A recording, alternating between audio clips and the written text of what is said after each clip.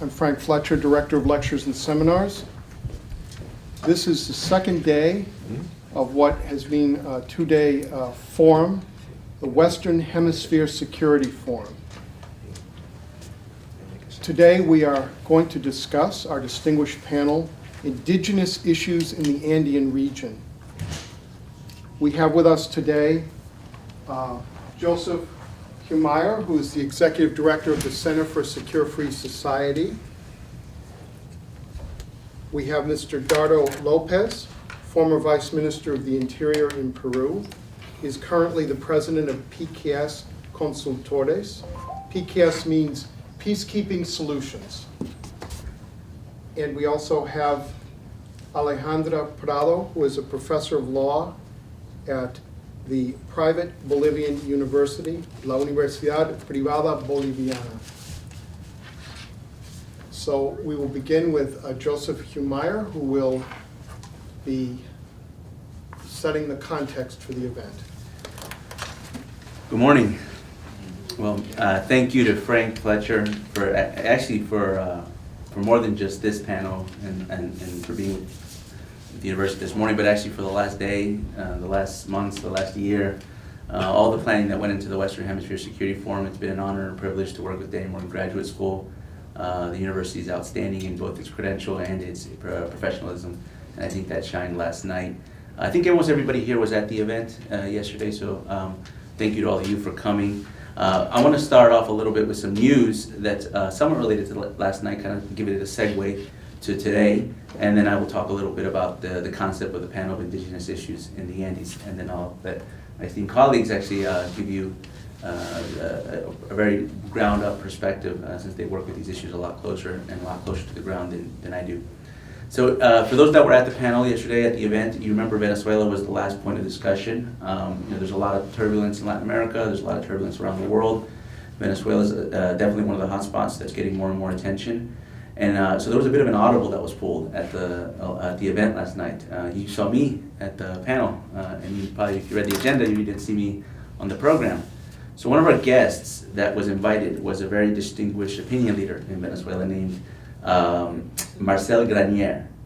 Marcel Vigneron was the former director of RCTV, which used to be the biggest radio network in Venezuela.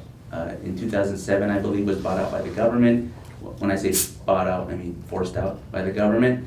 It was acquired, and Marcel had to resign from his position as the general director, and has since been an opposition leader and has been a very vocal voice in international press. He has a column in El País in Spain talking about the abuses by the authoritarian regime of Venezuela. With that, everyone, you saw me, I was frantically running around at the last panel trying to figure out where our last speaker was. There was a very important meeting. There was a negotiation that happened last night in the Dominican Republic between the Venezuelan opposition and the Venezuelan government. In that negotiation that also extended to the OAS here in Washington, the former president of Bolivia that was on our panel, President Quiroga, was at the negotiation with the general secretary of the OAS. Two other former heads of state were there. Nobel laureate Mario Vargas Llosa was there, and our esteemed colleague and invited guest Marcel Vigneron were there. And they negotiated the release of a political prisoner, someone that's very well known in Latin American circles, policy circles. The former mayor of Caracas, Antonio Ledesma, who some of you may have heard of, was released. So he is, that's been made public as of 15 minutes ago. So he's been released from prison. He's in Colombia, and my understanding he's going to now a third-party country very soon. So that was very timely, our discussion last night, just to show kind of like the real-world impact of some of these things that we talk about. So I wanted to share that with you, with the crowd, this very privileged information that I was privileged to know in the lead up to the event and waking up this morning. So a bit of good news for those that care about Venezuela. And that's not that far apart from what we want to talk about today, which is indigenous issues. So I'm going to start with a greeting, and this is going to test my language abilities, but Imenaya Chuti Kanki is the Quechua way to say hello, welcome. And Quechua is interesting language because people refer to a dialect, but it really is a culture. Quechua, there's more than 10 million inhabitants in the Andean region that speak Quechua. There's various versions of it. For example, I was on a Department of Defense scholarship in Ecuador for 6 months, a little bit more, to learn Quechua, which is actually the Ecuadorian version of Quechua. It's very similar, but the language is actually not as well known. And principally the language isn't well known because during the Spanish colonization of South America and the Andean region, a lot of the historical antecedents of the language were destroyed. For example, the language isn't written as an alphabet, like the Roman alphabet or any acrylic alphabet. It's written, the language was communicated through knots, ropes and knots. And that historic aspect of the culture was lost during the Spanish Inquisition. So therefore, there's a process of anthropology and archaeology to actually reconstruct the lineage of the culture to understand where Quechua is today. But it is a very important part of the Andean region, not just historically, currently today politically. Just to give you a small example, Google has Google Quechua. Microsoft has Microsoft in Quechua. Many multinational enterprises, companies, have decided to cater to this audience because it's not a diminishing audience. It's not a culture community that's going extinct. It's actually growing, ironically, and I think Alejandra and Dardo could talk to you about that. There's actually, for the language itself, there's an attempt, much like Arabic, for those that have spent time in the Middle East, there's various versions and dialects of Arabic, but there was, I think it was a French linguist that decided to make it standardized among the academic standards so that they can teach it to Westerners and others that aren't from the Middle East, which is called Modern Standard Arabic. So there's an attempt actually to do the same with Quechua, to standardize it, to introduce it into the curriculum of different universities, not just in South America, but actually here in the United States as well. When I took this Department of Defense scholarship, and in fact it was with that purpose. It was a joint program with the Department of State to be at Quechua as one of the targeted foreign language programs that they were going to teach foreign service officers and then allow universities to pick up on that if needed. I've not kept up with it, but I don't know if it's that advanced as far as we would have hoped. But I know that definitely it's something that was being paid attention to. So that takes us to the modern day. So when you understand indigenous issues, I think the first point that's important to just conceptualize is indigenous communities in Latin America aren't homogeneous. In the Andes, they're not homogeneous. Even in Bolivia, they're not. I mean, we talk about Quechua a lot because it's the most visible, it's probably the largest, but Aymara is really a very important indigenous community in Bolivia. Matter of fact, if you go to the capital, La Paz, Aymara is the more predominant indigenous culture. And then they have Chiquitano, Guarani, they have a bunch of other, Alejandra will let you. But there is a common thread. I mean, they're not homogenous, they're not communities that all share the same exact virtues and practices, but there is a thread that I think spreads across the indigenous communities in the Andes. And it's much more than, I'd say, a language. It's even more than a culture. It's an identity. It's an identity that's expressed through an ideology. And that ideology is called the Cosmovision. Now, I'm not going to lecture you about the Cosmovision. I had, I guess they're called, what's the name? Well, I can't remember the version of a sheik. ¿Cómo se llama? Jefe de comunidad? No, Hilakata. Hilakata. I've had, they're head of communities. So the community of, this I will speak with Quechua communities, is called an Ailu. Ailu. And the broader community is called the Yacta. And what's it? Yacta? ¿Cómo se llama? ¿Ya está? No, el jefe de la comunidad. Hilakata. Hilakata is the head of the community.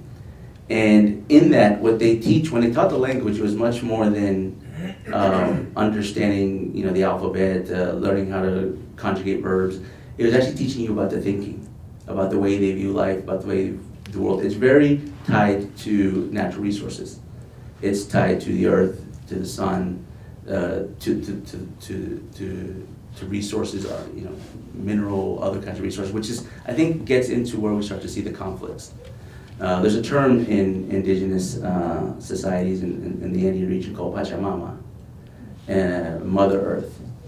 And what that means to us as maybe a Western civilization is very different than what it means to them. To us, it means, things that we can use to get advanced material production, lithium we use for your cell phones, or gold or ore or oil.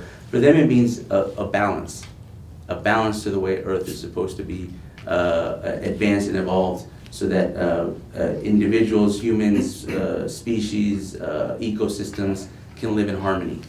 And that's very much their view of the earth, their view of the world. And that ideology, that cosmovision, is what drives their practices, their lives, their value systems. And oftentimes with modernity, it comes into certain clashes. And this is inevitable. This is not something, I think, that's unique to just the indigenous societies. This is unique to, in the Andes, this is unique to almost the modernity of the world. The Middle East, I think, is where you see a lot more of this, at least at a very turbulent level. So in that,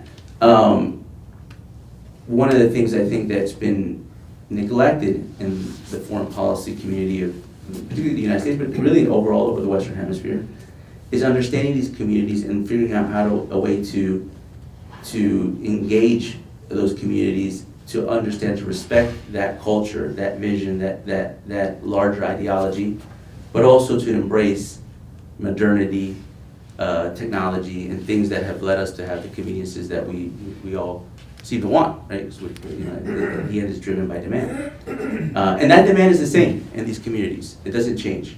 I remember I had a lecture in one of my classes on this, and I remember we had the conversation about mining, because at the time in Ecuador there's a lot of mining conflicts that are done where indigenous communities protest the mining companies. In this case, actually, there's a lot more with oil and gas. Chevron and Exxon, I think, were two of the bigger ones that were getting constantly protested against, and it became a problem for them. They actually had to invest money to be able to figure out how to stabilize certain investments that they had in the country so that they don't lose their abilities to do their business. But the individual that was teaching the class, I asked him, I said, this, it's kind of ironic, right? At this day and age, back then it was 2008, now it's, 2017, and 2008. At this day and age, we all use this technology.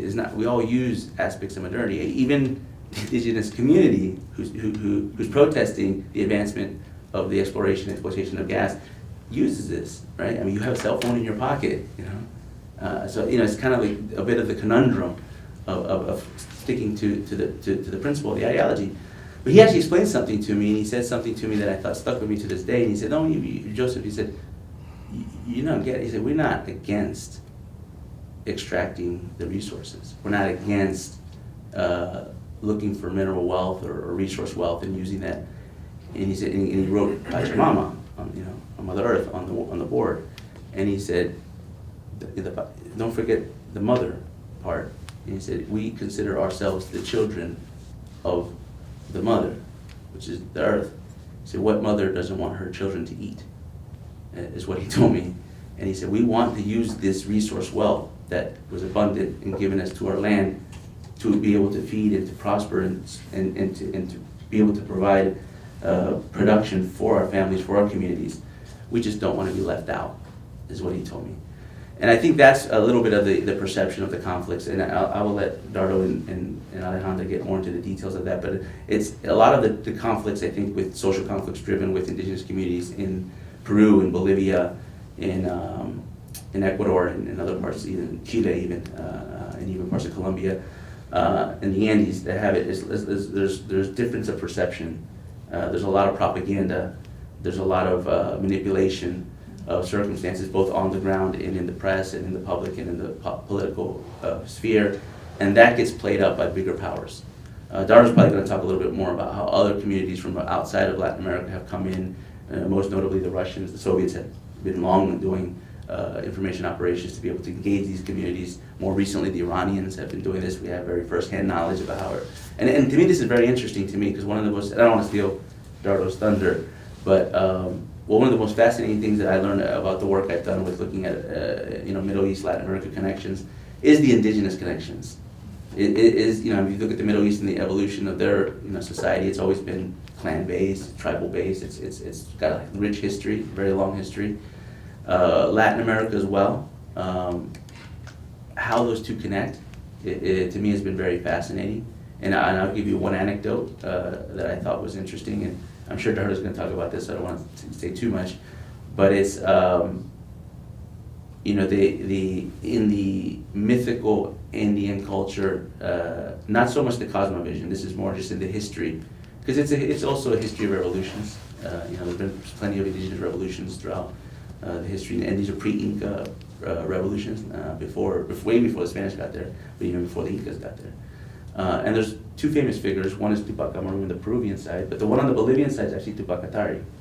And Tupac Katari is an individual that basically became a myth, a legend among the indigenous communities because he was a fighter.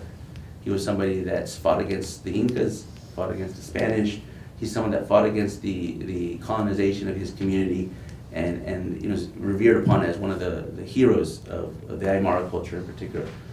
And he had a famous line when they finally ended up capturing him and killing him, and they hung him. He had a famous line where he said, "If you kill me, I will come back and I'll be 1,000,000 more." And that line actually was exploited by not the Soviets who've been there for a long time, or even any other elements of extra-regional actors. The Iranians picked up on it, and the Iranians equated that line to their mythical figure of the 12th Imam, the Imam Mahdi, and to say that when this resurrection happens, it's going to happen together, and we are united in one people, and we consider ourselves part of the resistance. That to me is a manipulation of the actual history, is a manipulation of the circumstances and the grievances of these communities, and it's an ability to empower them to use them for political warfare or for asymmetric warfare.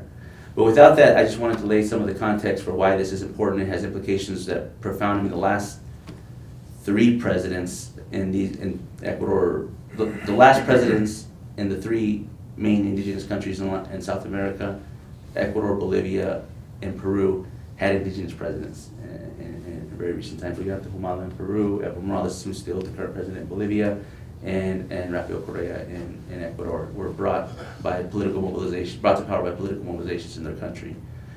So it definitely has very real world relevance. It helps you explain what goes on in a part of the world that perhaps is not as well understood, and it's going to, I think, continue to become an important issue, not just for academics but for policymakers as well, to really understand how do we shape the right policies to be able to work with our neighbors and provide for peace and prosperity.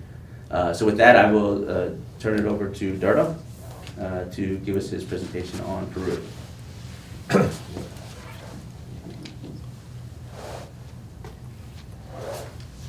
Good morning.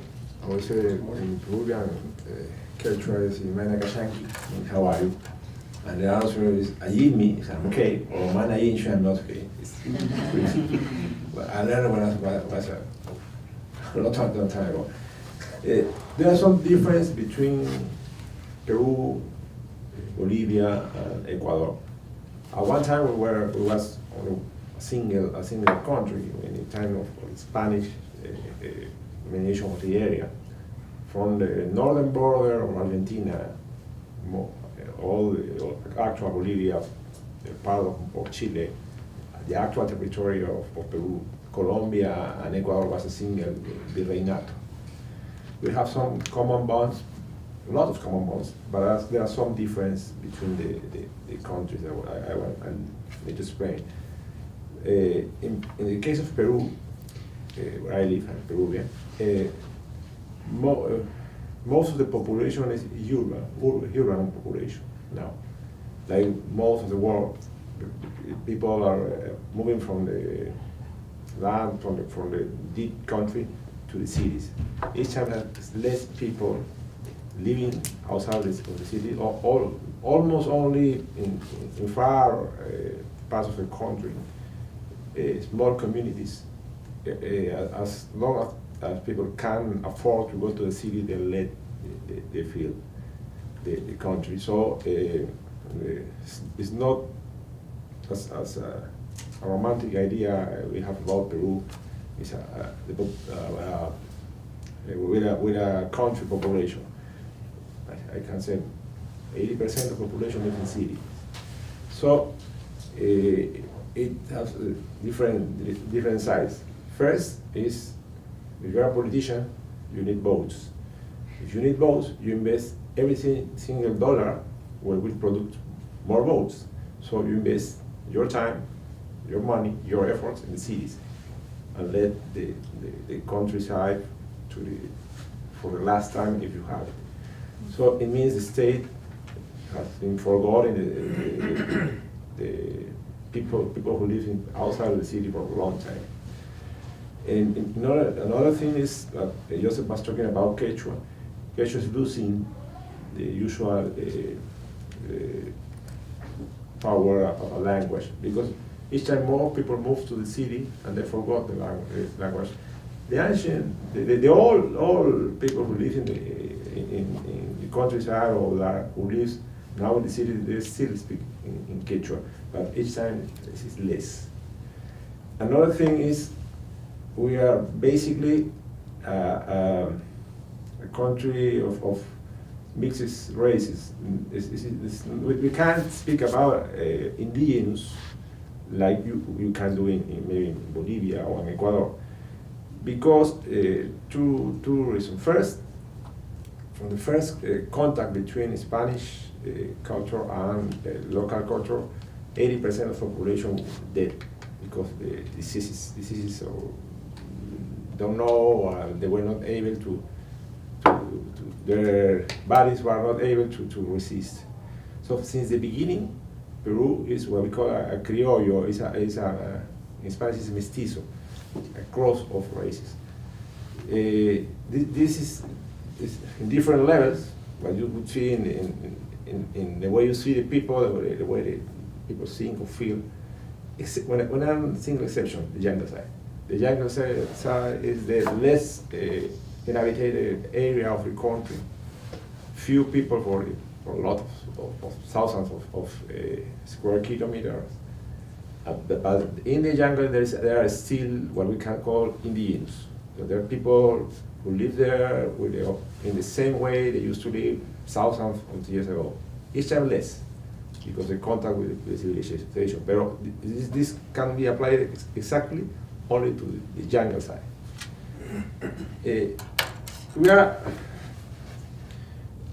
Peru has been always close bonded with mining. The reason why Francisco Pizarro knows about Peru was because somebody showed him the gold. Since the beginning of the country, the mining has been one of the first industry. 40% of our actual industry production is sold to mining industry. So our economy is working over mining and oil industries. If we talk about other things, it sounds good, but without mining and without oil extraction, we don't have possibility to develop as a country. As I told you before, the state has been forgot the far cities or towns of the city of the country. Usually, they don't reach them. Even if they send a policeman have to wait like 3 months to receive his payment, or more, 6 months to receive his payment. Even the food for them that doesn't arrive. So, since our geography is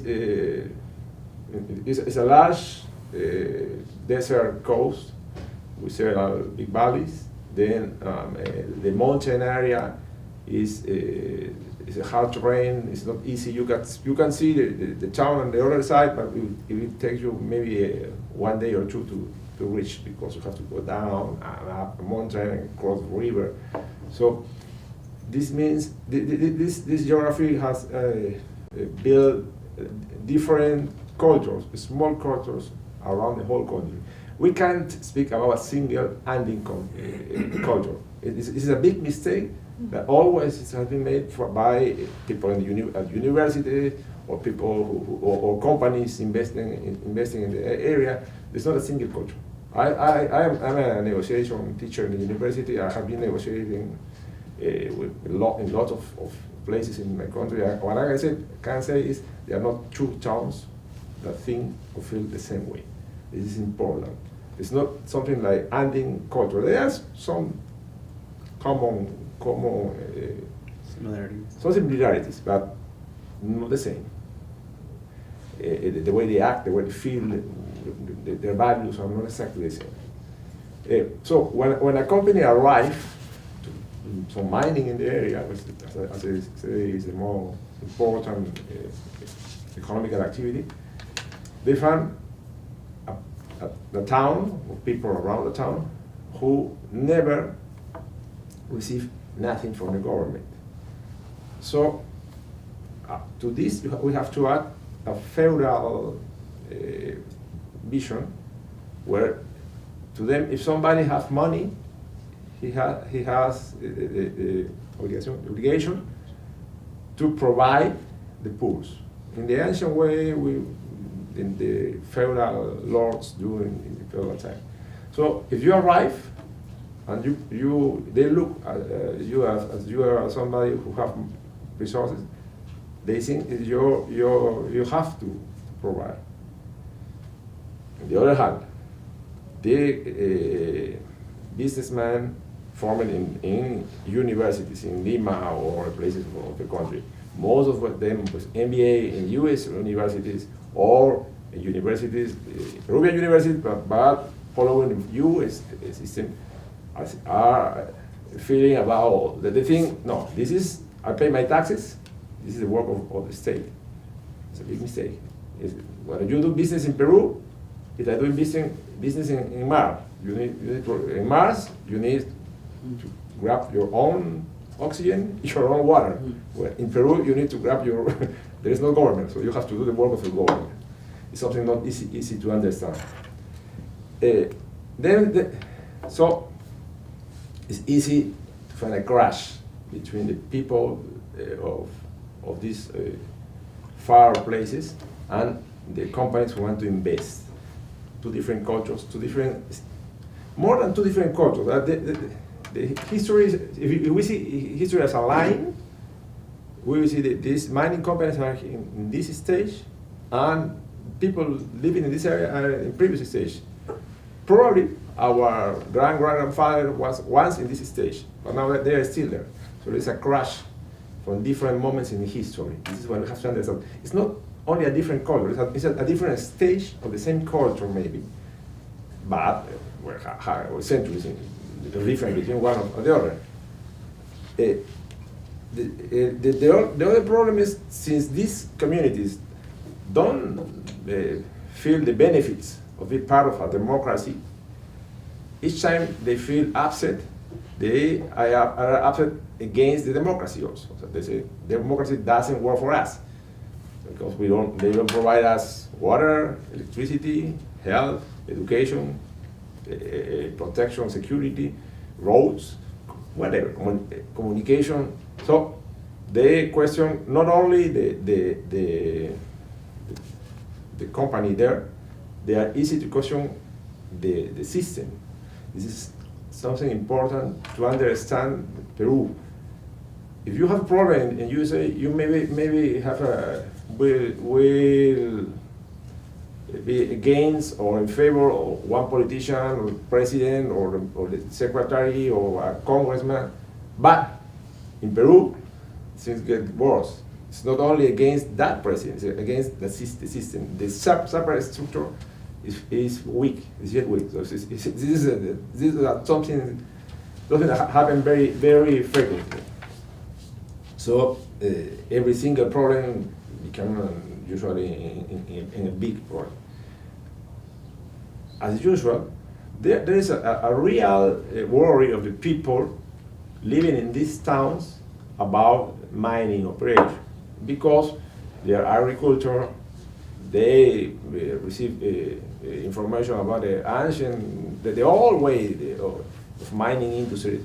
They are not aware of the local standard of the industry. You can't sell a single ton of gold or copper if you don't follow the international standard. Nobody would buy it.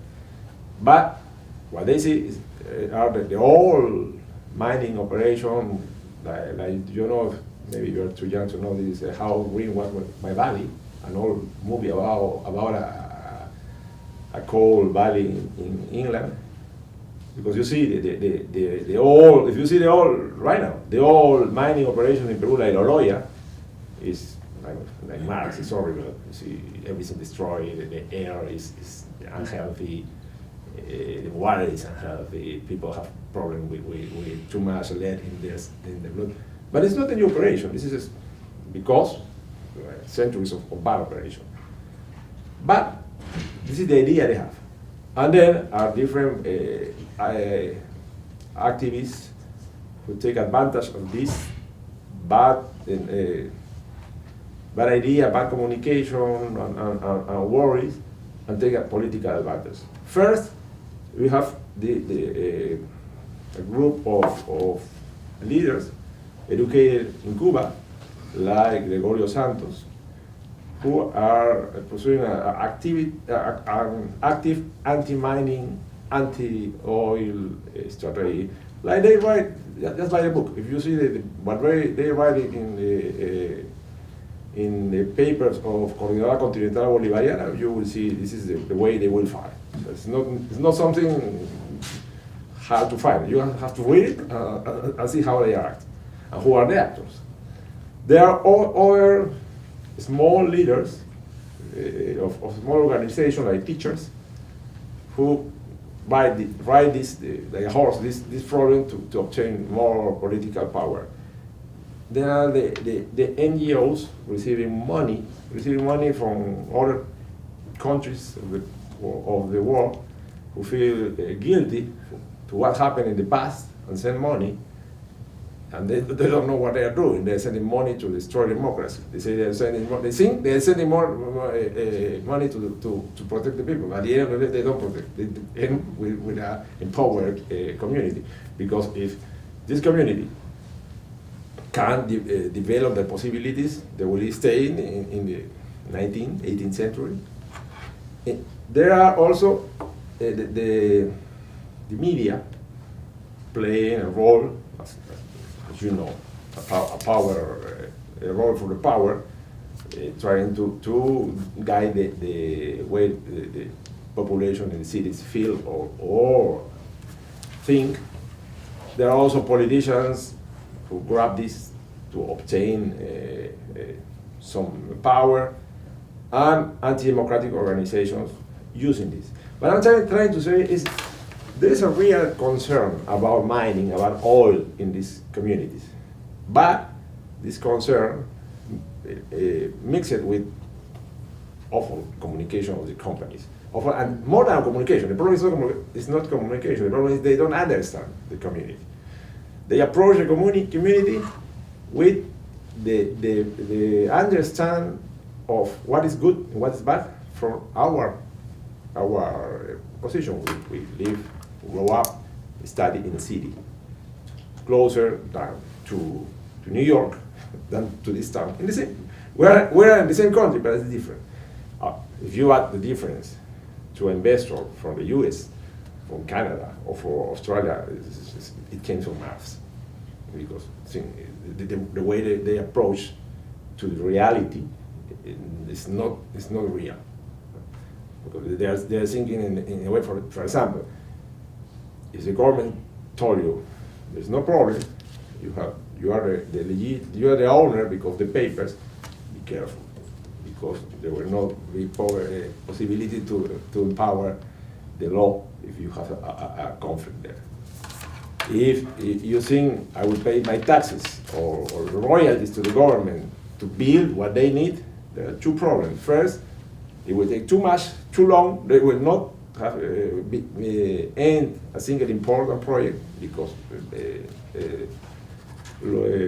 don't have the capacity, the technical capacity, and also the way they understand.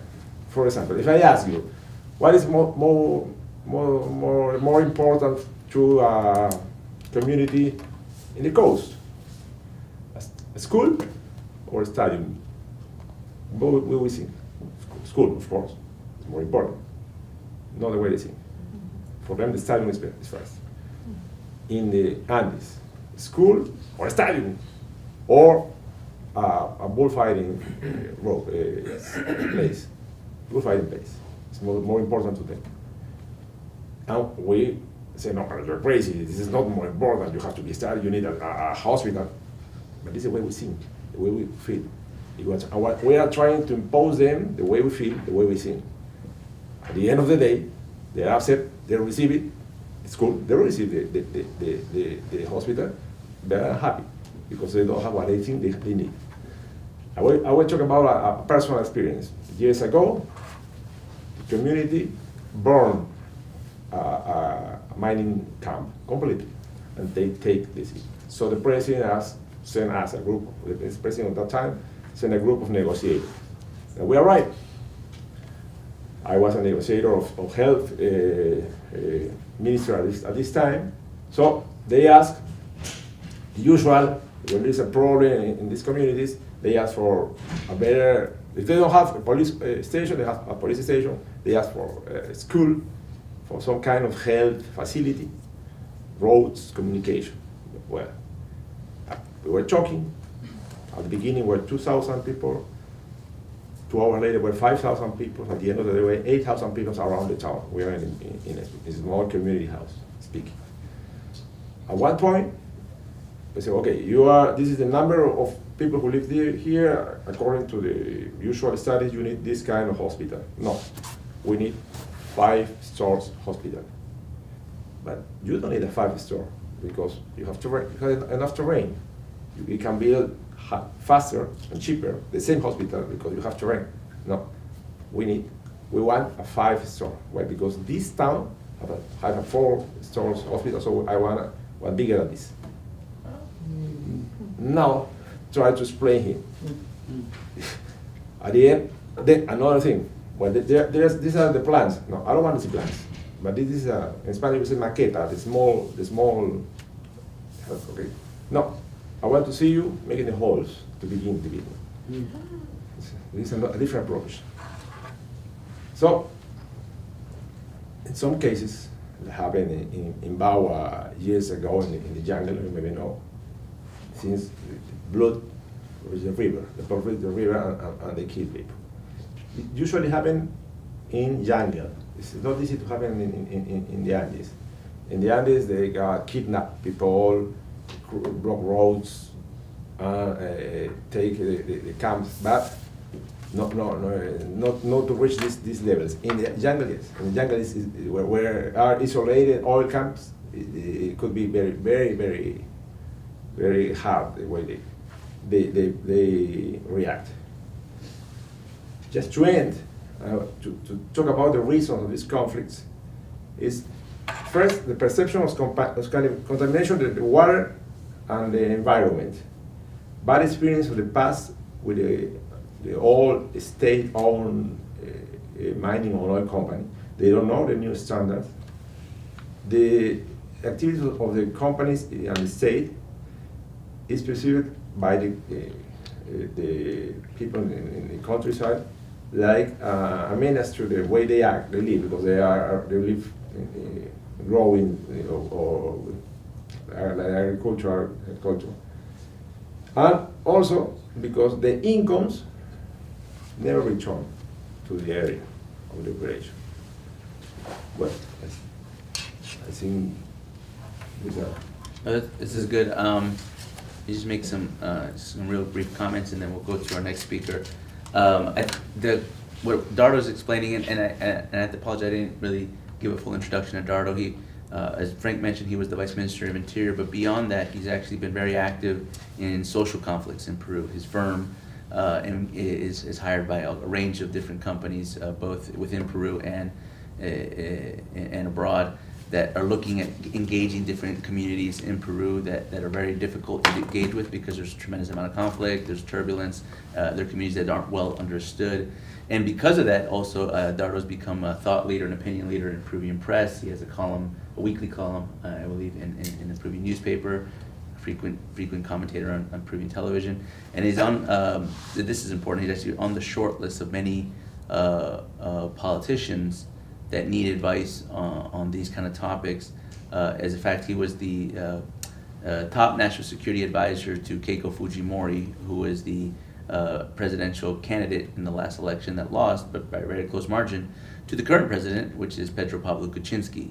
But Dardo, because of his connections and because of his knowledge, is also a good close advisor to Kuczynski as well, through his other surrogates. The current president of Peru, Pedro Pablo Kuczynski, if there is if there's one issue in Peru right now that he has to pay all attention to, is this issue. This is the issue that if he doesn't handle it well, if he doesn't understand it well, if he doesn't enact the right course of action, it can topple his presidency. It has toppled other governments in the past. This is not it's not academic. This is a very real thing. And actually in recent years, and we don't have to talk about this right now, but maybe in the Q&A we can get into this. In recent years, I think the tension in the indigenous communities, especially under PPK's short presidency up until this point, I think it's only been 1 year, 2 years, president. Kuczynski? Yeah.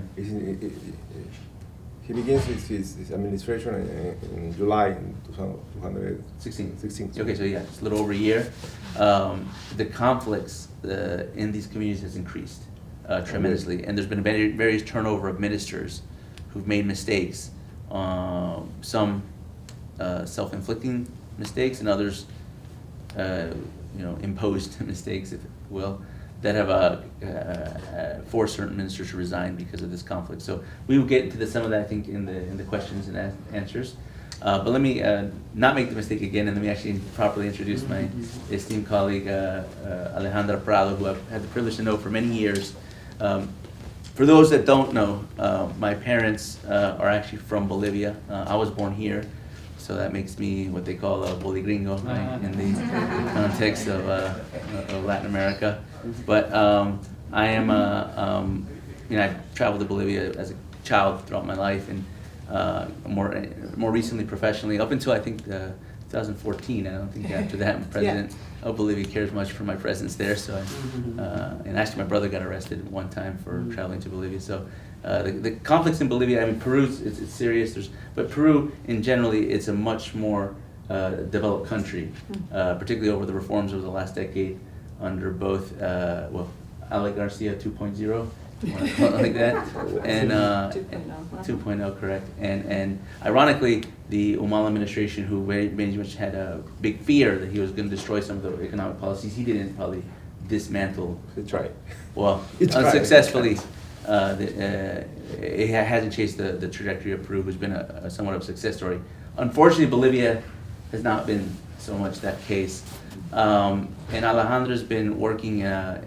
She was a member of the Bolivian Congress for several years. She's a professor at a university in Bolivia. But I think the most important part of that is where she's positioned in the country. So if you look at Bolivia, Bolivia's in, wish we had a map, but Bolivia's South America, right? Bolivia's at the heart of South America. It's oceanless. It doesn't have a coast. It's a source of complaint for many Bolivians. But inside Bolivia, there's a heart within the heart, right in the center of Bolivia, which is called Chapare. That is a very, very important part of this country. It's where it's where a bulk of the coca is cropped and produced, and obviously that's the base product for cocaine. But it's also the base product for many herbal products. For if you go to Bolivia, herbal tea, coca tea is actually a common thing. You can buy it at the stores. You drink it at home. It's not illegal, or it's not damaging in any way. But that's also the source of a lot of conflict in the country, both because of the fact that it's tied to illicit narcotics, but also because the unions in that part of the Bolivia are very organized, are very militant, and have been the base of power. Matter of fact, Evo Morales, the current president of Bolivia, is I think the first time in the history of Bolivia, correct me if I'm wrong, that you have a president of the country, head of state, but also the president of the Cocas Federation at the same time. So he actually heads a union at the same time that he heads the state. So that's an interesting conundrum for the country. But with that, Alejandra, I will not talk more, and want to let you. She has prepared remarks that I think you're going to read. Is that correct? Yeah. All right. So after you read your remarks, we will then open up to questions. I'll open the floor mostly for the audience to ask the questions until the time runs out. And I think we had been doing note cards, but I think today we have a smaller group, and Okay. I will pass the microphone. I think it will be fine for today to interact in that way. Sounds good. I appreciate it. So we will let Alejandra 20 minutes, 10 minutes, 15 minutes. Yeah. Floor is yours. Yeah. Good morning. I'm Alejandra Prado. I live in Cochabamba, very close to Chapare.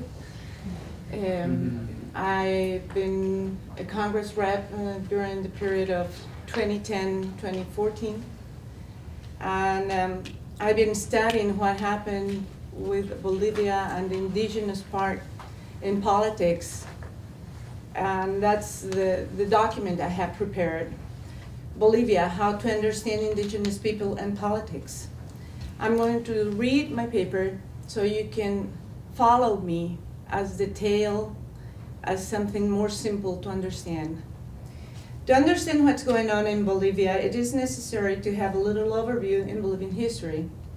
There are three important moments in Bolivian history: relocation of minor workers, capitalization, and the arrival of Evo Morales to power as president of Bolivia in 2006. Since then, the indigenous people have played a major role in politics in Bolivia and the region.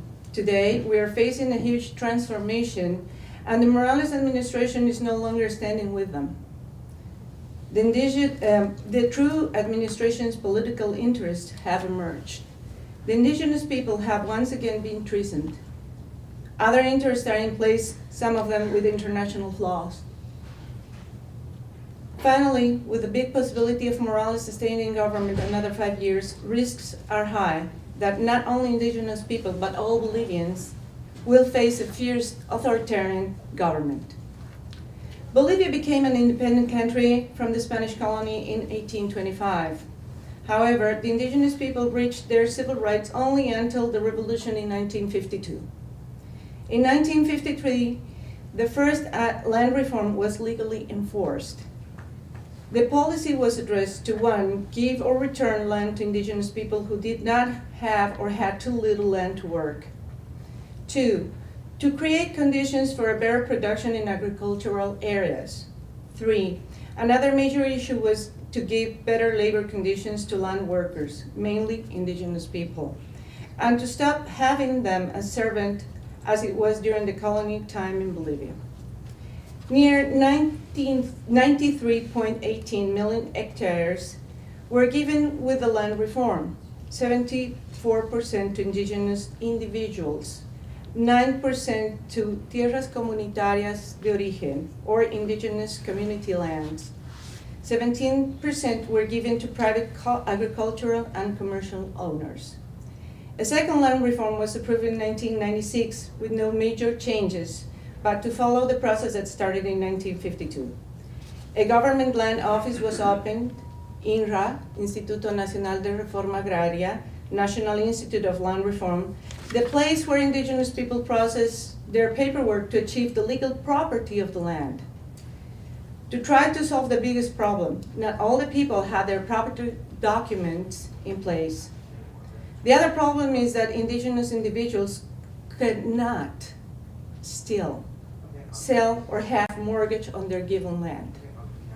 Nearly one third of them have no property documents yet, due to corruption, lack of knowledge, and other very slow work at INRA. The government then, under Sanchez de Lozada administration, with the second land reform, went from 17.16 million hectares in 1996 to 36 million hectares with legal property documents. 41.2% of the fiscal land is still under the legal process to have everything in legal order. According to the last census taken in 2012, the rural population is about 3.2 million. Bolivia has a little bit of 10.1 million people altogether. About 1 million of them, of the rural families, are rural families. The high and land population is about 2.6 million people, and the rest, 500,000, are located in lowlands. Just to point out how the indigenous people are distributed in Bolivia. During the mid-80s, Bolivia had been living economically out of mining, the same as Peru. In the international context, mining was under the worst economical moments. Therefore, most public mining companies needed to shut down. At that point, during Victor Paz's government, nearly 35,000 mine workers were fired.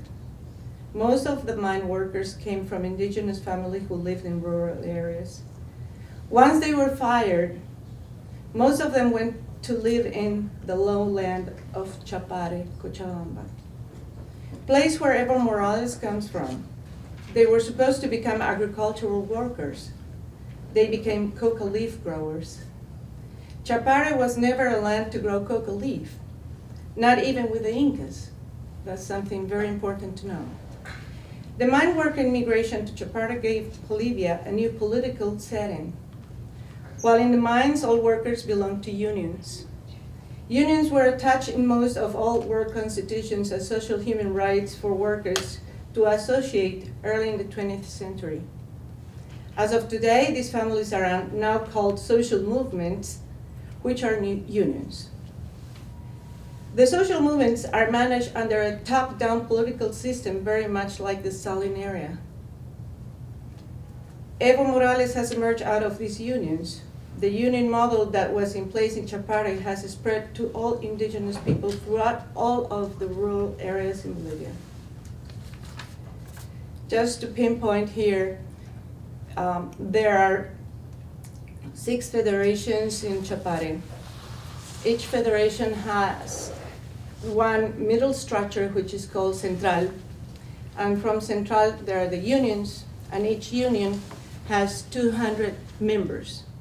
Each member has a 16 square meter of coca place to grow. It's called the Cato.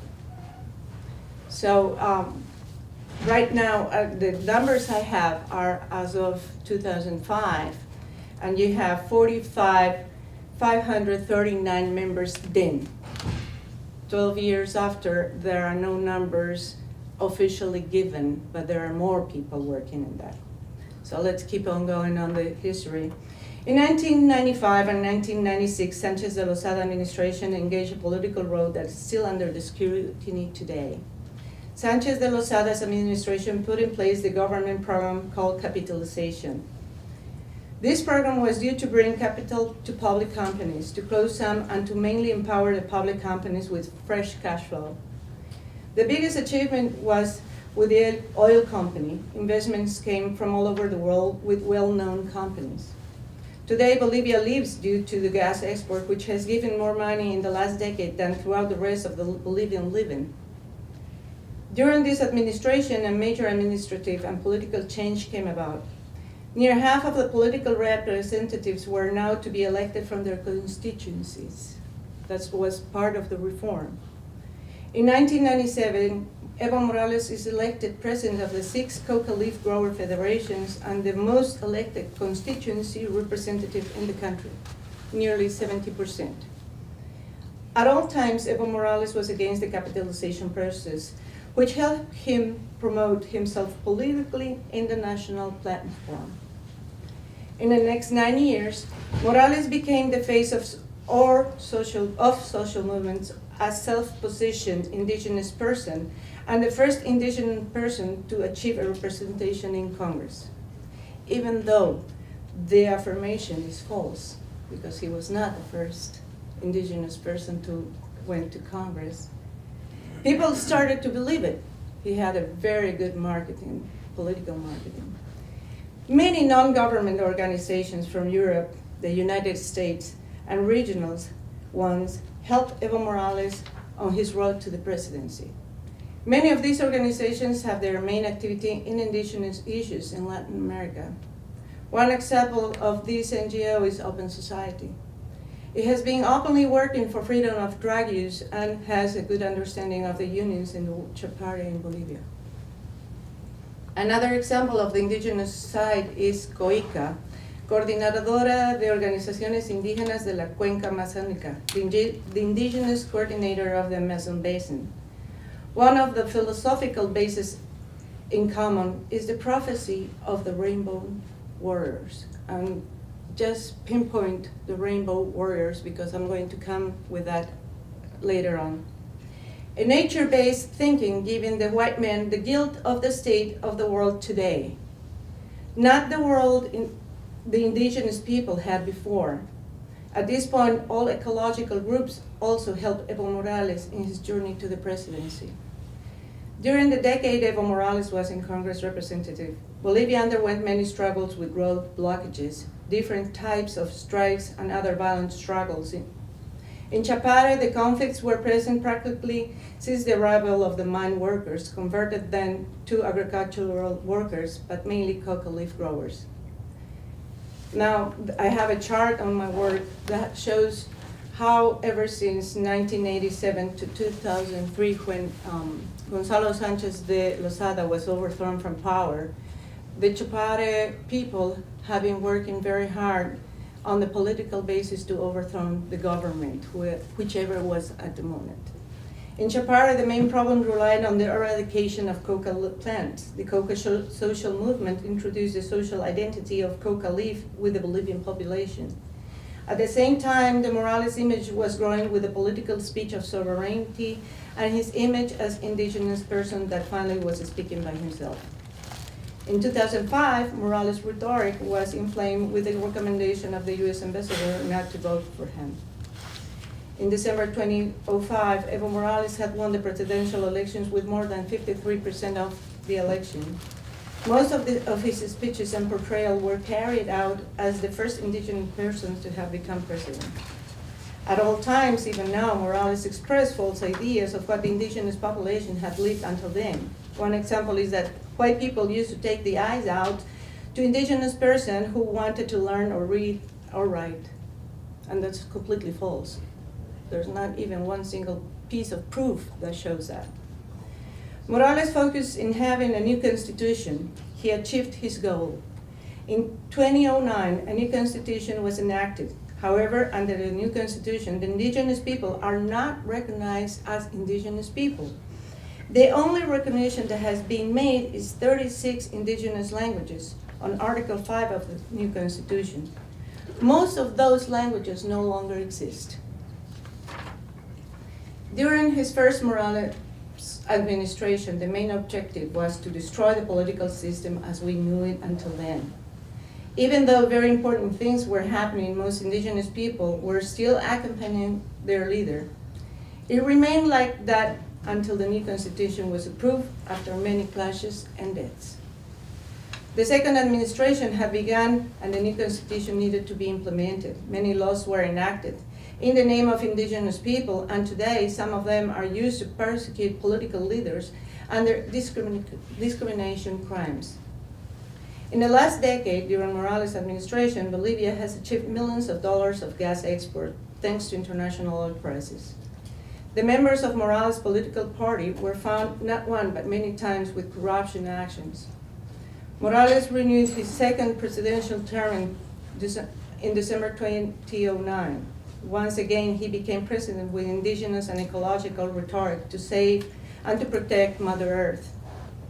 Most of Morales' actions were not questioned until 2012. He decided to build a road inside a national park and indigenous territory, destroying the park and the way of life of at least 2 indigenous groups. The argument still is that with the highway, social economic development will be created and Cochabamba and Beni will be connected. Tipnis, which is this land, Territorio Indígena Parque Nacional Isiboro Secure, was declared a national park in 1965. In 1997, it was declared Tierra Comunitaria de Origen, which is a form of collective land ownership, where the indigenous people hold the right to decide over the development and use of the land. The government did not ask the people living in the area over the plans for the highway, which also violates the International Agreement 169 of the International Labour Organization. Furthermore, the new constitution establishes that consultation needs to be taken when a legal or administrative action is going to be taken in an indigenous territory. The name of the territory is Territorio Indígena Parque Nacional Isiboro Secure, Tipnis. The indigenous people that own the territory are Yuracares, Chimanes, and Mojeño Trinitario. They are approximately 12,000 people. They have collective property of the land. On the southern part of this land, there is a place called Polígono 7, Polígono 7. This place is mainly occupied by settlers who were those mine workers, now coca leaf growers. In April 2011, the Plurinational Legislative Assembly approved the construction of the highway. The new law brought clashes between the government and the indigenous people from Tipnis and from other indigenous groups. The law was not supported by the indigenous or the Bolivian people in general. So between August 15 and October 19, 2011, all indigenous people and indigenous communities from high and lowlands marched on foot from Trinidad Beni to La Paz, about 250 miles, in about 60 days. They were opposing the construction of the highway. On the road, in a place called Chaparina, they were fiercely attacked by the police. On September 25th, while the indigenous movement was on his way to La Paz, it was violently intervened by the police. The Secretary of Government denounced clashes between the indigenous people and the police. There were 74 people injured. Terrible scenes were made visible thanks to cellular phone videos. One of the most tragic scenes was in the midst of the repression, with tons of tear gas exploding. Women were gagged, and the expression of their faces were heartbreaking, because the gas was in their lungs and their mouths were taped. They could hardly walk. Children were disappeared. Families were separated. Buses were waiting for them to take them to a nearby airport to return them to Tipnis. The government had prepared everything to stop the march. However, the communities of this area did not allow the airplanes to land. They went to the airport and stayed on the ramp so the airplane could not land. The detainees were rescued and the march continued. The news were spreading through the social media and the press. Morales accused the indigenous movement of trying to topple his government down. Indigenous leaders realized that Mr. Morales was lying and that other interests were behind the construction of the highway. They realized then that Morales had used them to get to the presidency, and now they were going to be his next victims. Morales stopped being that indigenous hero, and now he had become the new repressor. The indigenous movement was supported by most Bolivians. Morales' political party quickly passed a new law to stop the construction of the highway at Congress. However, the law also declared the thickness intangible, meaning that not even the owners of the land could live out of it. 6 years have passed and the investigation is still underway. Logically, the Secretary of Government became the ambassador of the United Nations, Mr. Sacha Llorenti. And all the torture, crime, and impunity are still at large. Ever since indigenous repression, everything has changed in Bolivia. The government no longer wears the ecological or indigenous mask. Instead, this consultation was now being carried out after the road had already started being constructed. Vast areas of forest had already been cleared, and the people were being persuaded to comply through threats, intimidation, and bribery. Corruption is killing the national park. The construction of the highway started again in 2015, and today only 6 kilometers are left to be finished. The indigenous people from Tipnis have been opposing to the construction of the highway. It would affect their way of life. It would destroy and pollute the forests and rivers which they depend on for hunting and fishing. But why would that happen? Let's remember that besides being Bolivian President, Morales remains a cocoa growers union. President, back in 2001, Morales was a Congress representative. He promised his unions that some of that land from the national park was going to be theirs. Bolivia is the third cocaine producer in the world. Where is the cocaine being sold? It is important to answer because the cocaine production has been socialized, meaning that many indigenous communities are producing cocaine and with new techniques. Former UNODC Representative Cesar Guedes declared that the Bolivian cocaine is desestabilized in countries like Mali and West Africa.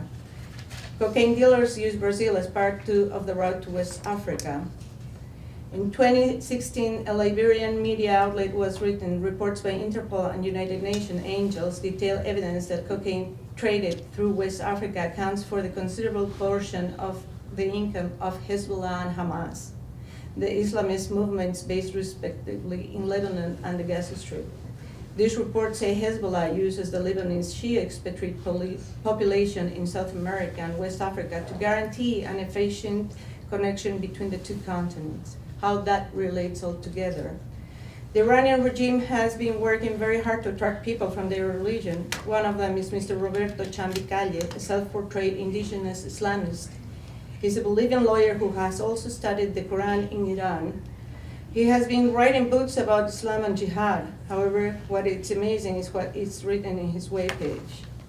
Bolivia has been the tomb of the Spanish oppressors, who had once enslaved the Indians, burned them, raped their women, and exploited their wealth, their gold, their silver, and other resources that only by the effort of some brave men today, there is still a tiny part of them. In this context that Muslims arrived, unlike other countries, they are not descendants of Arabs, nor of any type of migrants. They are Bolivian indigenous people who have embraced this faith to help and cooperate with their people. As Joseph pointed out when he started this meeting, it is too important to know, as Samuel Huntington in his Clashes of Civilizations, he said, all those non-Western minds are colliding together in one single point to achieve, and that's the destruction of the Western civilization itself. In summary, Evo Morales, self-portrayed indigenous, who is also president of the union's coca leaf workers, has arrived in government with indigenous and ecological rhetoric. Most of his fellow coca leaf growers live under a high authoritarian union system. The main problem lies in the legal documentation of their property. It is the union leadership that keeps all the property documentation. They saved the country from the West. Even today, Western civilization is crossed out. Finally, even though indigenous people have only little education, it is clear that they have received political training in the last 20 years. It is needed more attention to countries like mine. Indigenous movements or social movements are all connected in Latin America. It must be understood that under global politics, everything goes and comes around. International interests are placed in South America. Those interests must be clear in order to understand politics and who are managing them. Thank you.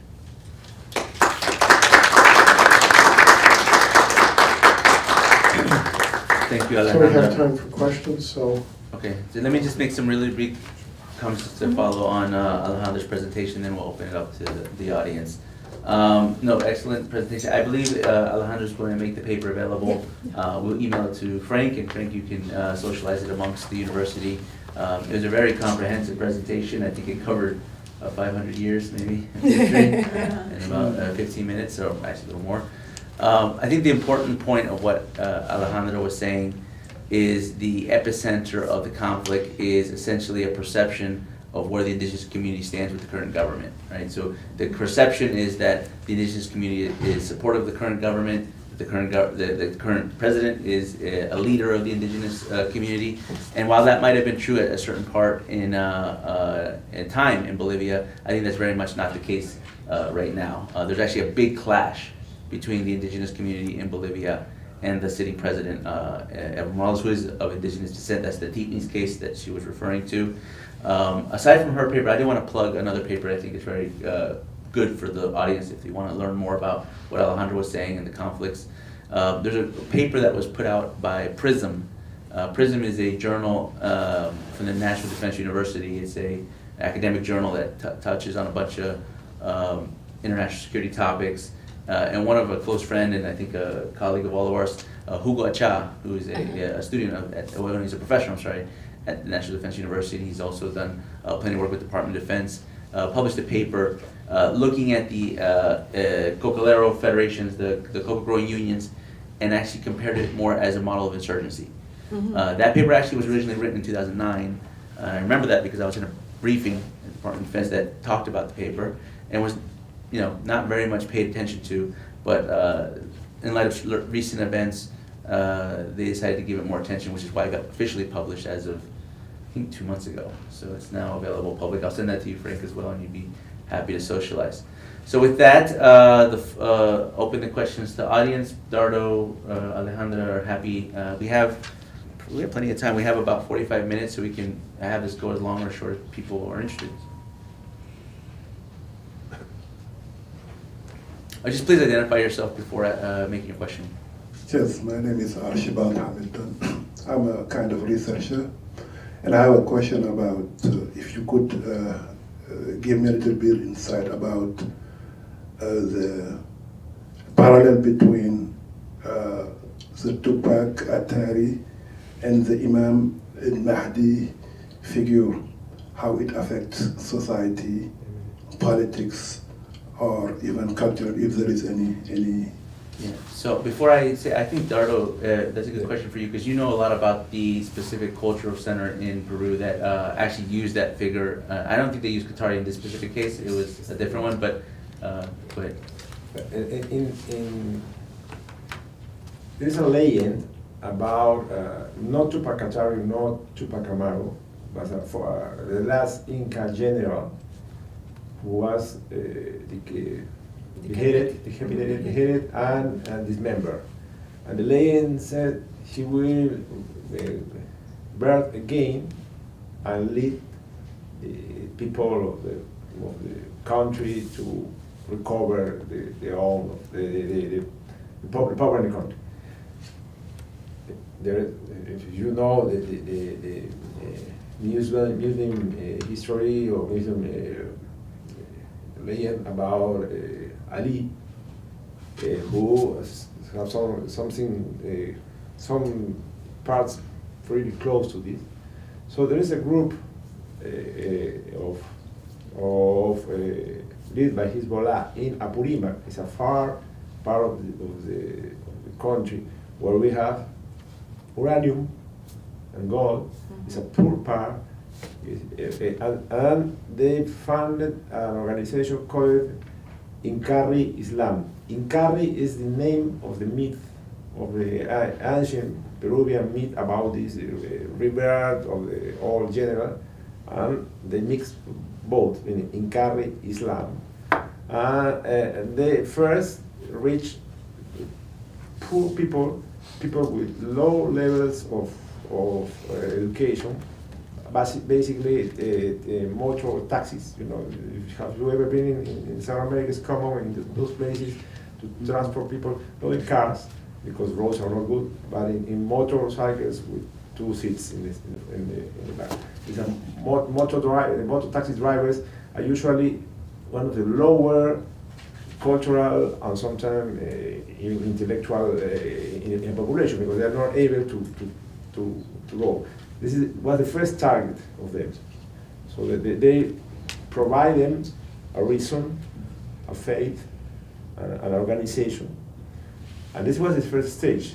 And now they are elaborating more and they are recruiting university students in this organization. Let me tell you something. In Peru, most of our history, it was hard to find a Muslim. The only Muslim I met was Muslim. The only Muslim I met studied with me at school. I have to travel to Turkey to find a wife of his religion. It was impossible in Peru. There were not another one.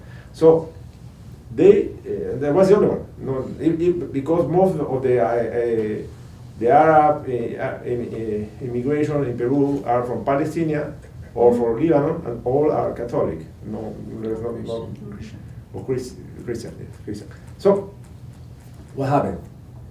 When they reach these far places, they are mixing religion with political plans, and they are very active in every single roadblock, every single problem, political problem. They are there, always. And they are close, connected with coca growers. What I see when I was the Vice Minister of Interior, so the police force was under my order, is every single moment that we have a political problem that will block roads or make some kind of disturbances, the coca growers send trucks full of people to the other place to be the main force. Why? It's for 2 reasons. First, if you have a problem, you call all your police forces to this place, and roads are free, and you can move your cocaine or your chemical products to produce cocaine easy. And let me tell you something. Forget that romantic idea of coca growers as only growers of something. They produce cocaine. Yeah. Because, Too romantic, yeah. Yeah, because the other thing is you are insulting them. Because if you will receive $1 for half a track of coca leaves, and you are taking risks, and you will receive $100 to make the numbers easy for this predecessor, what we call pasta básica de cocaína, and you will receive $10,000 for cocaine, you will produce cocaine. It's an economical way of thinking. Every single human, with smart enough, will do it. So this is what happened there. Forgot about this only coca growing. They are producing cocaine. Decide. There's a camp. There's a pool where they mix the coca leaves with the chemical products, and their close is a laboratory where they produce cocaine. They are always sending people, sending money to every single civil unrest to remove the police forces from the laws. I'll add to what Dardo said, and just to your specific question. It's a topic I've spent a lot of time researching, and I wrote a book, written several reports this time for Congress, all on the issue of Iranian influence in Latin America. So I'll try to give you a little bit of very short, brief contextualization. Everything that Dardo is saying is 100% correct. We spent a lot of time. He's shown me a lot. I learned a lot from his work. I looked granularly at these networks in Peru. But it's actually interesting, I think, what is the modus operandi of how this operates relative to what we actually see in the real world effects. Let me begin with this. Cultural centers, cultural exchange, has long been known within the intelligence community as a tactic for subversion, infiltration, espionage. That's nothing new. It's been going on for a very, very long time. So that tactic isn't necessarily a new thing. The use of cultural centers to be able to give that kind of a plausible deniability and cover to be able to move people in and out of the country. That said, in the case of Latin America, and specifically to Iran, the cultural exchange was already proven empirically to be used for a case of terrorism. That's the Argentina case in Amia, when they blew up a Jewish cultural center and about 85 people died in 1994. Moving forward to Peru, that process still exists. That network that was planted back in the 80s and carried out the attack in the 90s, it still exists, and it's manifest in different countries in the region. Peru is one of the countries that wasn't often paid attention to in this regard, because everyone looked at Venezuela, they looked at Bolivia, they looked at some of these more anti-American states, and they said, okay, well, obviously the Iranians are aligning politically, they're probably going to establish these culture centers. It makes more sense. Peru was never considered to be hostile to the United States, even under administrations that maybe were less friendly, but we always had good military cooperation. I did a lot of defense. I did a multinational military exercise in Peru called Unitas. I think JD's come to Peru many times with the Office of Secretary of Defense. So we had great relations with Peru. To this day, we still do. Nevertheless, the Iranians started to create a bigger presence there, and it was interesting how they started to do that, because it took the same model that they used in Argentina and other places back in the 80s. But I think the interesting part to me, the one thing that really grabbed my attention, because as I mentioned in the introduction, I spent time learning indigenous communities. I learned about some of the language, some of the ideology, the visions, and they learned it better than I did. And so I was fascinated that, on this defense scholarship, on different things with the Bureau of Cultural Affairs at the State Department, the level of granularity that the Iranians had spent to learn this, I hadn't even seen at the State Department. The Americans have been there for a long time, and with great relations with Peru, great military-to-military cooperation, and we hadn't learned that identity of that culture the way the Iranians were able to do it in a much shorter time. And that's what actually blew my mind. The Qatari thing, all the the old Peruvian general, that's all just like anecdotal, to reality, to really what they really know. I mean, the Aymara, they translated the Quran into Aymara. Yeah. And that's serious. I mean, you're taking some serious steps, investments. You're really trying to proselytize. So that's what really got me on that specific case. And just one last point to what Dardo was saying. So I was in Peru. ¿Cuándo ocurrió las bombas? Last year. 2000, this time, right? It was like October of 2016. I was in Peru, actually on a trip with I was part part of a case, I was an expert witness to a terrorism case in Peru, so I was giving testimony over there. And at the same time I was doing this, actually, the media just blew up about Hezbollah in Peru. While I was there, I'm sitting there, I'm thinking, I'm actually testifying about a Hezbollah case in Peru. I'm testifying to the Ministry of, well, on behalf of the Ministry of Interior, but to the judicial system in Peru.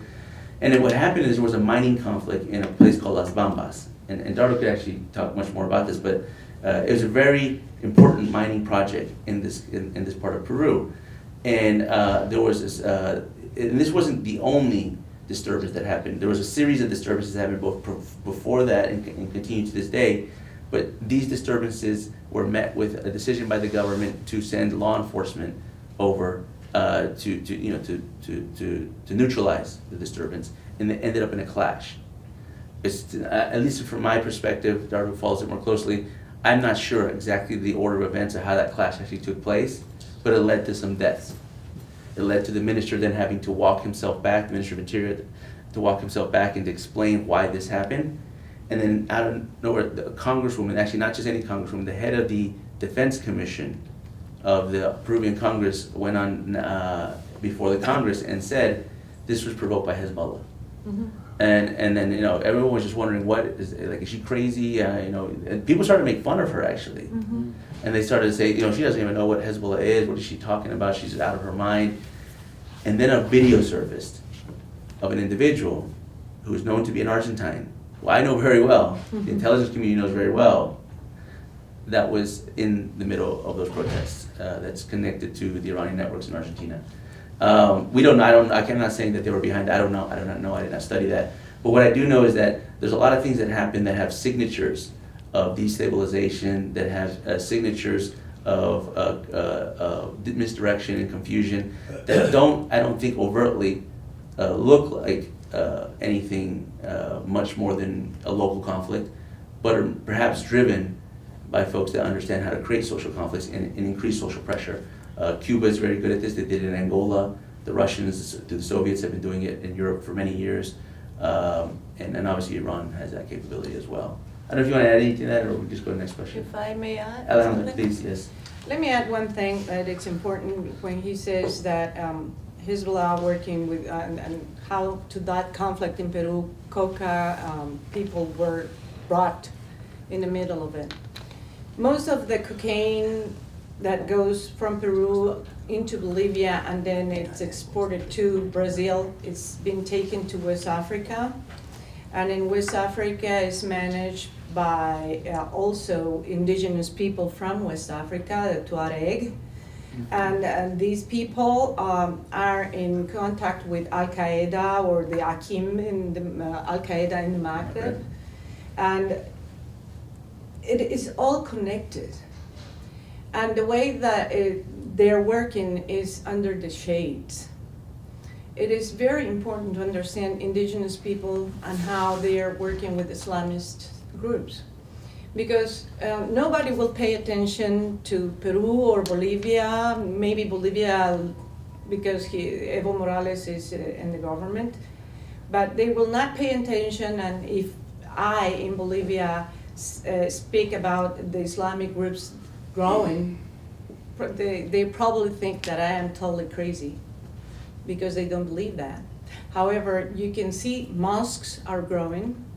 People that were working with the bomb attack in AMIA in Buenos Aires were also visiting Bolivia and visiting small towns in La Paz, in the department of La Paz, Abdul Karim Paz. And it is amazing how these relationships, they are connecting, and nobody's paying attention to that. Nobody's paying attention. It's like when I try to explain this, it's like you have a cake, and it's a yellow cake because they go after the uranium, and they go, and the cover and the cream, it's cocaine, and you have the whole cake. So it's important to note that.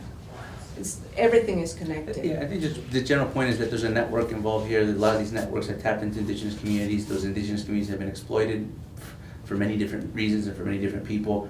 You know, Bolivia is, I want to emphasize a little bit Bolivia. Bolivia is very important. It has not gotten the attention it has from the national security community. That's actually changing. People are starting to realize because of what's happening in Venezuela, that's snap linked to what's happening in Bolivia. I'll give you just a small anecdote, and this is, I guess it's not a video, but Nicolas Maduro, who's the president of Venezuela, right? And there's a lot of discussion among the policy circles as to what's going to happen in Venezuela. Is there going to be a restoration of democracy, and is Maduro going to continue to manage that country, or is he going to step down? Well, there's only two countries really that have been up in terms of backdoor negotiations as to where Maduro may go. One is Russia, and the other is Bolivia. And I would put my bets on the latter. When Maduro leaves Venezuela, it's very probable he's going to land in Bolivia, and that's been negotiated for a while. Questions? Yes.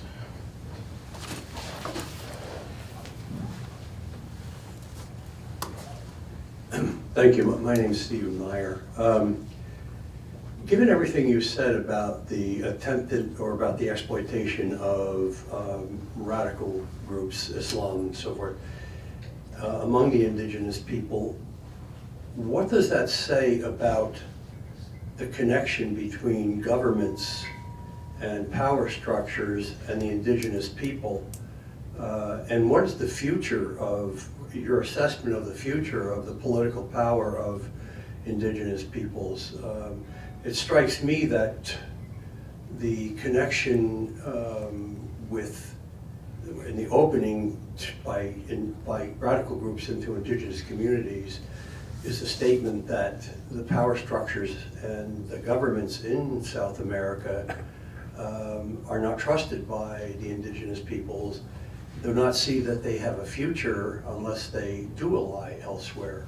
So, what is is that correct? And what is what's the political future for indigenous peoples? Well, in the case of Peru, as I said before, it's not exactly to talk about indigenous people, because there are small groups in the jungle. When I say small, I say 20 people, 2 families, that's it.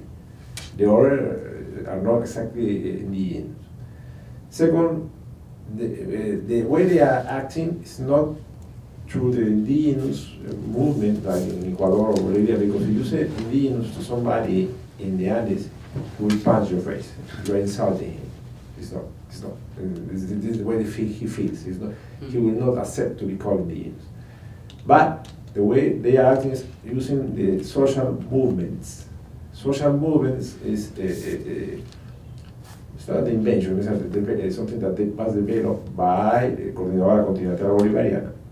They managed to detect the points of discomfort of the population against the government, and they guide them out who is the leader, and when the leader proves he will be a good leader to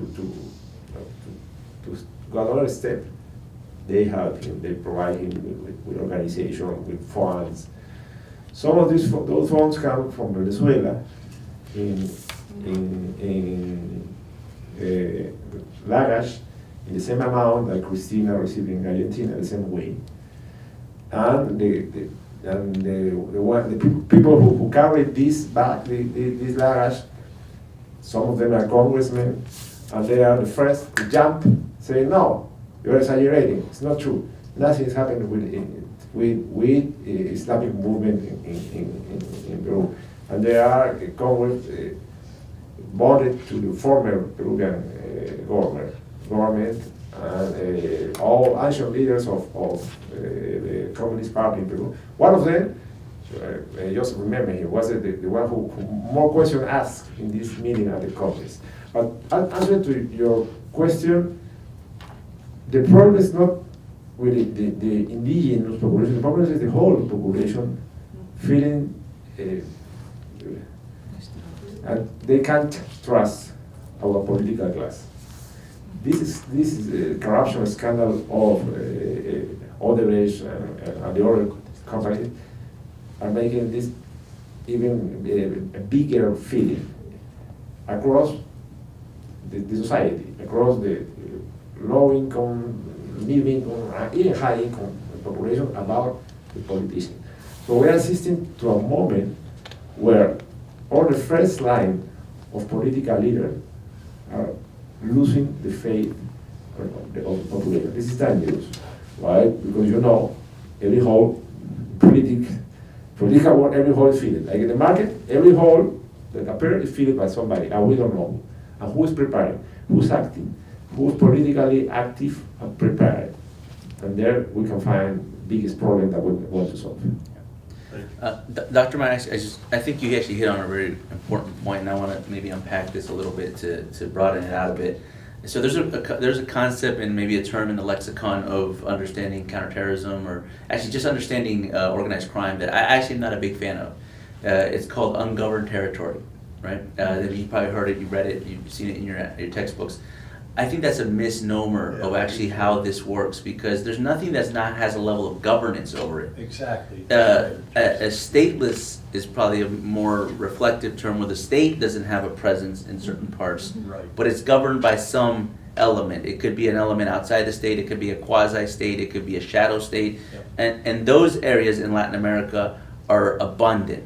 So if you want to just take these, like, I'm going to throw some arbitrary numbers. These aren't based on any type of stats or statistics, but just in general, I think to conceptually wrap this in your head, about in Latin America, you have abundance of movement of goods, capital, and labor that go spread throughout the world. Actually, the Panama Papers case showed us just how much money comes in and out of this region. It's large. It's large sums, but about only 20%, give or take. This is not empirical, but about 20%, only 25, a quarter of the economy is really formalized in Latin America. That's actually integrated to the international financial system. That's actually moving within any kind of element of free enterprise and through under some type of regulatory bodies.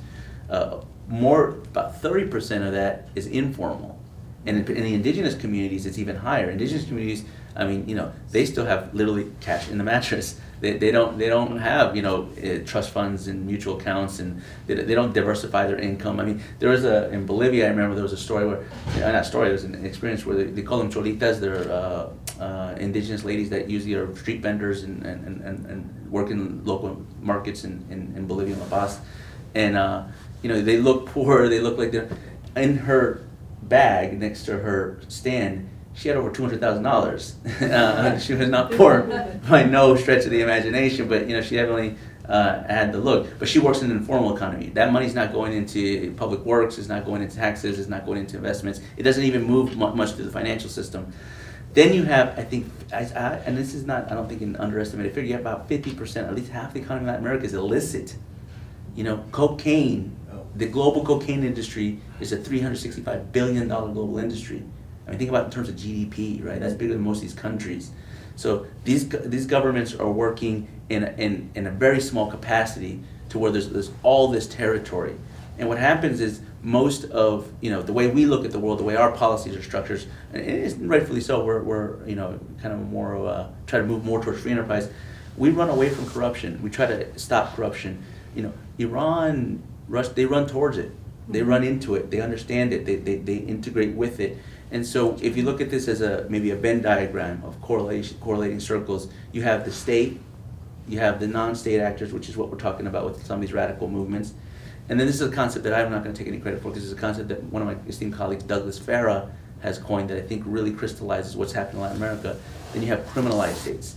States that have taken the elements of statecraft and state power and have embedded it with organized crime to basically create these vacuums, and that's what you create in Venezuela. You have a state that actually functions more like an organized crime element that uses the concepts of stateless territory and expands it on purpose as a matter of policy and military strategy. And I think that's in essence what Dr. Martin, to the point of your question, which what's kind of created this infusion into the region. But I think, Alejandra, did you want to add? Yeah, just to follow with him, in Bolivia, not even 18% of the economy is formal. And Evo Morales comes out of the informal side of the economy. And he destroys with more taxes every time all the formality and pressures, and everybody who's against his government is also not with legal processes persecuted, but also with what you know as the IRS coming in and check your taxes all the time. Going to what the government does with the Iranian regime actually is that the Iranian regime has more people in their lists than the whole diplomatic presence in La Paz. They had like 147 members last time we counted, and the rest of the whole diplomatic people are not even 120. That's as big as it gets. And in Bolivia, you wouldn't see at all Shia or people wearing Middle East costumes. Now you see Bolivians wearing them. And mosques are growing. The cultural part that Joseph was telling us is huge, huge. So when they come for it, as he said, towards corruption, it's really easy for them. And in Bolivia, that's every day. It's an everyday living on corruption, and the government is totally corrupt. Let me add some risks about this informal culture. In the case of Peru, in the country where I grew up, you must be a fool if you pay your taxes. You declare, Oh, yeah. you declare the truth and you pay your taxes, you're a fool. It begins to change in the 90s with Humire presidents, with he reformed the Peruvian IRS and began to be a serious one. Because before that, everything was negotiated. You can negotiate and pay the difference in cash. That's the way I'm talking about, not the poor people, I'm talking the whole country. From the one who sells biscuits in the street to the owner of big industry or the banker. This was my country. So when you have a country where the culture of informality is so strong, what is the limit between being informal or illegal or crime or making or criminal? Who knows the limit? I'm a lawyer. I know the limit, but we are not every even the, I think 2% of the population are lawyers or less. The others they don't know the limit between being informal, being illegal, or commit a crime. So the line are moving, and narco traffic and corruption are taking advantage of this. Something else. Right now, even after these years of good taxpayer payers, Peruvian IRS pressing us the 20% formal in the economy. Even now, the rule of law is perceived only as a recommendation. Yeah. In Peru, the law is not something you feel or think as something you must follow. No, just in case they can come. I remember speaking with a former Navy officer who was the defense attaché in Peru, who was 6 years in Peru. Since he was from Puerto Rico and spent 6 years in Peru, he was one of the members of the U.S. the diplomacy who understand better Peru. Then I have a lunch at his home. He invited me for lunch because I don't remember. And I found his car was crashed. What happened? He told me, hey, in the corner, there was a stop sign, and the other car didn't stop. I said, you didn't learn. This is Peru. Stop, it doesn't mean stop. Just pay attention. Be careful. This is the way we feel. I'm not talking about only the low income or low culture or whatever. I'm talking about the complete country.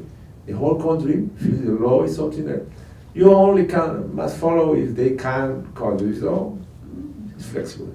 It's something that we have to change. Good. May I add just a quick remark? To have a legal business, according to the World Business Review from UN, in Bolivia it takes about 3 months if you do everything perfect. 3 months to get your legal status with business. And it costs you more or less $1,600, between $1,600 and $2,000. In Paraguay, it takes you 3 days, $160. So the process to be legal is such a burden that nobody cares, because then you are in the system, and then you have problems with the IRS, the Bolivian IRS, you have problems Legal. with everybody, legal paperwork. It's huge. And then if everything is perfect, it's also a burden just to stay open. Like some people say, it's just, I don't know if you read Cervantes, Don Quixote. Is to be a Quixote, to have a legal business in Bolivia and in some parts of Latin America. Are there any more questions? I think what we're talking about in terms of religion and infiltration of the religion is the engineering of syncretism. Yeah. And the question will be whether the indigenous religions, they won't completely adopt Islam, but they'll create some others, as they've done with It's Catholicism. like a hybrid, yeah. So, Hybrid. and there was one, I think this would be the final question. I just wanted to thank you for being here and talking about this, because I am a South American person. And one point that I don't know how to point this, but thank you for mentioning about Venezuela, because I am a Bolivian and I see if, I don't know if the nations or the national security or the international community is not going to do anything with Bolivia. It's becoming another Venezuela very soon. And that's going to be even bigger problem, because Bolivia is the heart of South America.